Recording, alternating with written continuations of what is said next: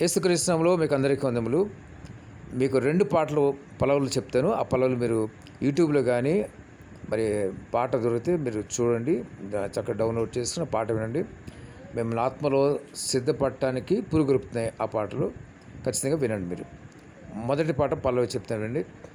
ప్రభు యేసు రాక భక్తుల మోదం, పాపులకు అది దుఃఖము.